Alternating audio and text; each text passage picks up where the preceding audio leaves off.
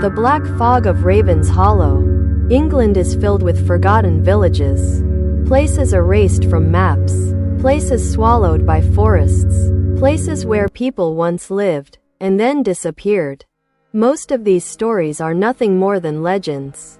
But in the autumn of 1987, a journalist named Daniel Carter traveled into the North Yorkshire moors to investigate one such legend. He never returned. What investigators found weeks later became one of the most terrifying unsolved mysteries in British history. This is his story. Scene 1. The assignment. Location: London newspaper office, October 1987. Rain hammered against the office windows. Daniel Carter sat behind a cluttered desk. 32 years old, ambitious, skeptical, the kind of journalist who believed every mystery had a logical explanation. His editor dropped a thin file onto his desk. "Ever heard of Raven's Hollow?"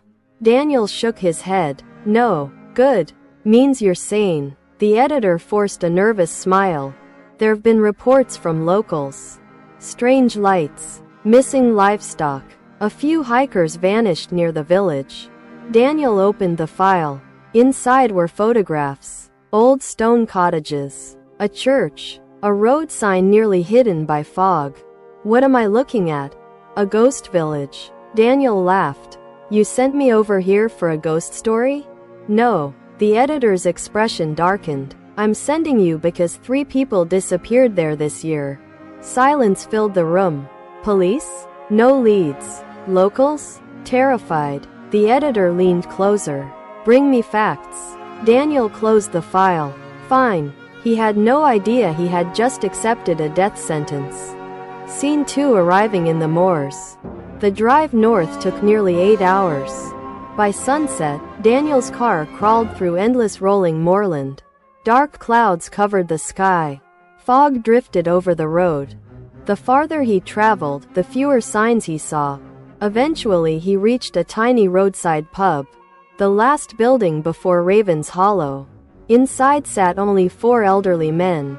The moment Daniel entered, conversation stopped. Every eye turned toward him. He approached the bartender. "Evening." No response. "I'm looking for Raven's Hollow."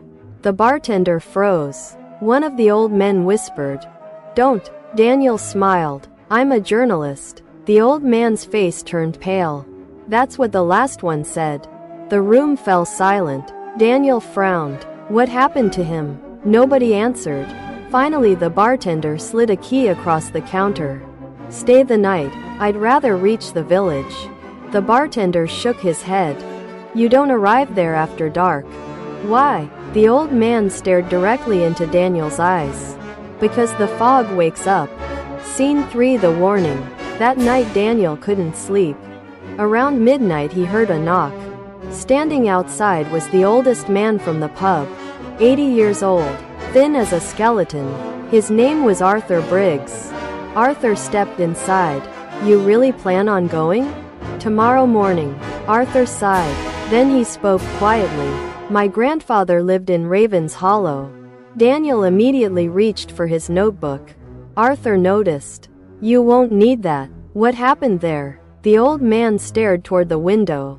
"In 1894 the fog came." Daniel waited. "Fog?" Arthur nodded. "Black fog."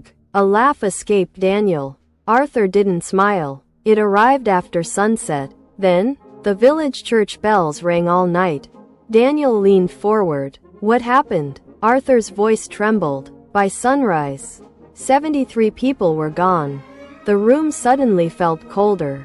"Dead?" Arthur shook his head. "No bodies. No evidence. Nothing." Daniel frowned. "That's impossible." Arthur looked directly at him. "Then explain why nobody has ever found the village cemetery." Scene 4. Raven's Hollow. Morning arrived. Daniel drove through twisting roads until he finally saw the sign. Raven's Hollow. Population 12. The village appeared abandoned. Stone houses stood crooked and broken. Windows were boarded shut. No children. No dogs. No movement. Only silence. He parked near the church. The ancient building towered over everything. Its bell tower disappeared into low clouds. As Daniel photographed the structure, he noticed someone watching him.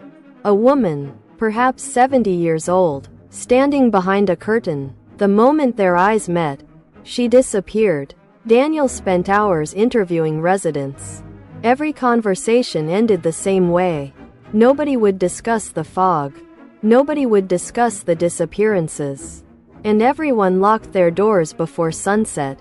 By evening the village looked completely deserted. Daniel was alone, or so he thought. Scene 5: The church basement. Daniel entered the church shortly before nightfall. Dust covered every surface. The air smelled ancient. At the altar he discovered something unusual. Scratches. Hundreds of them, carved into the stone floor, as if countless fingernails had clawed across it. Then he found a trapdoor. Locked. He forced it open. A staircase descended into darkness. Daniel switched on his flashlight. Below lay a basement. The walls were covered with writing. Thousands of words. The same sentence repeated again and again. Don't follow the bells. Don't follow the bells. Don't follow the bells. A sudden chill ran through him. Then he heard it. Ding! A church bell. Far away. Daniel froze. The village church had no bell. At least not anymore. Yet the sound continued. Ding! Ding! Ding!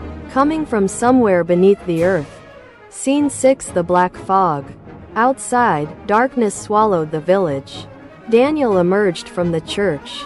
The street was empty. Then he saw it. Fog, rolling between houses. Except it wasn't gray. It was black, thick, moving against the wind. Daniel's heart pounded. The fog flowed like liquid, almost alive. Then a shape appeared inside it. A human figure, standing motionless, watching him. Another figure emerged. Then another. Then another. Dozens. Silent silhouettes hidden within the darkness. Daniel raised his camera. Flash. The figures vanished. The fog surged forward. And somewhere beneath the village, the bells began ringing faster. Ding! Ding! Ding! Ding! A scream echoed across Raven's Hollow. Then abruptly stopped. Daniel ran. He didn't know where. Only away. Away from the fog. Away from the bells. Away from whatever was hiding inside that darkness. But something was following him. And it was getting closer. Every second. Closer. Closer. Closer. Until he felt breath against the back of his neck. And a voice whispered, "You're late." End of part 1.